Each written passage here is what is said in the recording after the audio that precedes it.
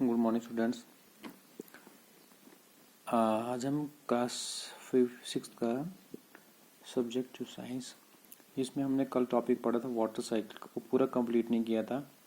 तो आज इसका हम सेकंड पार्ट पढ़ेंगे वाटर साइकिल का।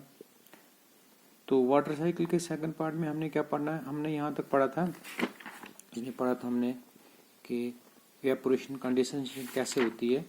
तो आज हम पढ़ेंगे प्रेसिपिटेशन होता क्या है। प्रेसिपिटेशन क्या होता है? Droplets in the clouds combine to form a drop. देखो जो ड्रॉपलेट्स ऊपर चल जाते हैं, जब जैसे जो क्लाउड ऊपर चल जाते हैं तो वो किसके फॉर्म में बन जाते हैं? ड्रॉपलेट्स ऊपर जाकर, क्योंकि वहाँ पर टेम्परेचर कूल होता है, वो ड्रॉपलेट्स की फॉर्म में बनते हैं, फिर वो ड्रॉप बन जाते हैं। When the droplet become larger they fall as a rain. तो क्या हो जाता है, जब वो ड्रॉपलेट्स बड़े हो जाते हैं साइज में, तो फिर रेन की फॉर्म में नीचे आ जाते हैं। Water freezes in the crystal of ice, these crystal fall into snowflakes. तो जब वाटर फ्रीजेस हो जाता है, आइस बन जाता है क्रिस्टल की फॉर्म में, तो वो फिर स्नोफ्लेक्स, जैसे बर्फ होती है उसी स्नोफ्लेक्स की तरह उसकी फॉर्म में नीचे आता है। विंटर में देखो बर्फ पड़ती है।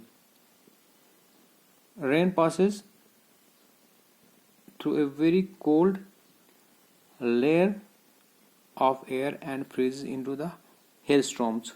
तो जैसे बोलते हैं ना, ओले पड़ जाते हैं, तो वो क्या हो जाता है, एक्चुअली में क्या हो जाता है, जब ये रेन बारिश जब हो रही होती है, वो पास हो जाती है किसकी, कोल्ड एयर, जो वहाँ पर एक लेयर होती है ऊपर से, कोल्ड एयर ऑफ एयर, हवा की।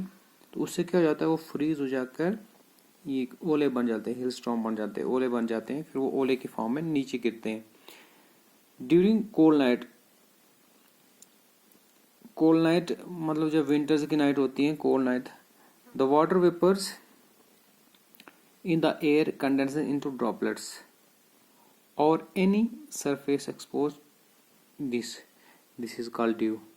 तो हमने देखा है, ये भी देखा है कि जब सुबह हम जब निकलते हैं कहीं, तो क्या हो जाता है कि वो जो छोटे छोटे प्लांट्स होते हैं पर वो पानी की बूंदें होती हैं, तो वो क्या होती हैं, वो ड्यू होती हैं। वो ड्यू जिसे हम कहते हैं due. The deposition of water from the atmosphere of the earth in any form, liquid और सॉलिड इज कॉल्ड प्रेसिपिटेशन। कैसे करते हो, डिपोजिशन, जो पानी का डिपोजिशन होता है एटमॉस्फेयर में, किसी भी फॉर्म में एटमॉस्फेयर में, और वो आस पास जब आता है किसी फॉर्म में, चाहे सॉलिड हो लिक्विड हो, तो उसे हम कहते हैं प्रेसिपिटेशन, होता है प्रेसिपिटेशन। तो ये होता है, ये हमने कंप्लीट कर दिया वाटर साइकिल पूरा।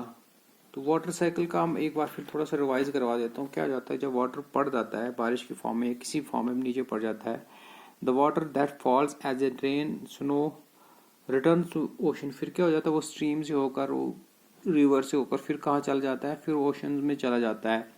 ओशन में जाने के बाद फिर क्या हो, इवेपोरेशन के थ्रू वो क्लाउड बन जाते हैं ऊपर से। फिर वही प्रोसेस इधर directly or through rivers and streams, मतलब किसी के डायरेक्टली चला जाए उसमें बारिश की फॉर्म में, डायरेक्टली ओशन में चला जाए, या इनडायरेक्टली जैसे रिवर से या स्ट्रीम से। तो फिर क्या हो जाता है, फिर वो प्रोसेस रिपीट हो जाता है, वो प्रोसेस फिर साइकिल उसका रिपीट हो जाता है, फिर ऊपर चल जाता है, फिर बारिश की फॉर्म में या स्नो की फॉर्म में, किसी फॉर्म में नीचे आ जाता है, तो फिर वो रिपीट होता है पूरा। तो इस पूरे प्रोसेस को कहते हैं हम वाटर साइकिल। तो आज के हमने सेकंड पार्ट में ये वाटर साइकिल भी कंप्लीट कर दिया। इस तरह से आपका ये लेसन जो है, एक ये जो वाटर साइकिल का था हमने टॉपिक लिया, वो कंप्लीट हो गया। तो नेक्स्ट टॉपिक में हम पढ़ेंगे सोर्सेज ऑफ वाटर, वाटर के सोर्सेज कहाँ कहाँ से मिलता है, तो उसके बारे में पढ़ेंगे। तो आज का ये इतना ही कंप्लीट हो गया आपका। Thank you.